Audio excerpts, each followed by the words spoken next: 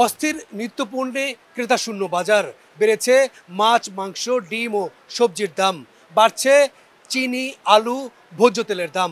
সরকারি সংস্থা টিসিবি জানিয়েছে এই সরকারের 2 মাসের মধ্যে বেড়েছে 6টি নিত্যপণ্যের দাম, কমেছে 2টি। সাধারণ মানুষ কি ভাবছে, ঠিকানা জানতে চায়। কোনোটাই কমে নাই।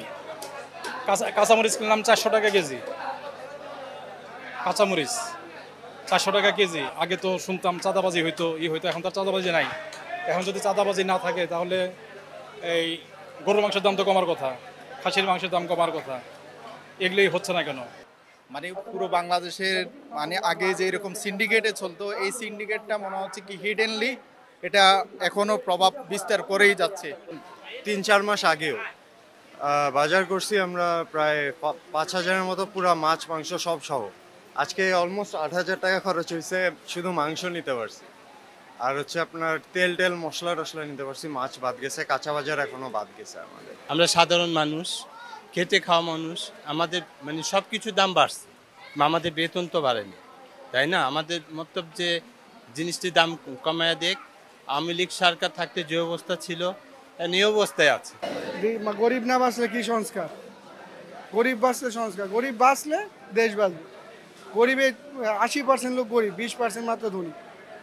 তা আমাদের দেশটা আর কি বলে, কিছু বলার নেই। মানুষ গরিব তো না খায় মরবার 2 দিন পর।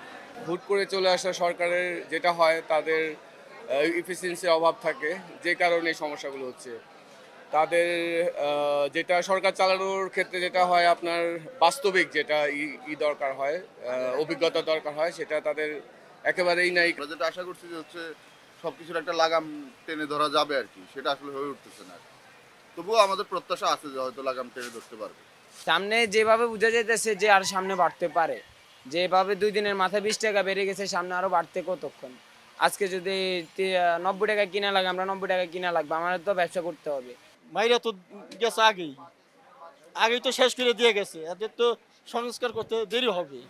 আদা রসুনের দাম বেশি, চিনির দাম বেশি, ছোলার দাম বেশি, বুটের ডালের দাম বেশি, ভোজ্য তেলের দাম বেশি।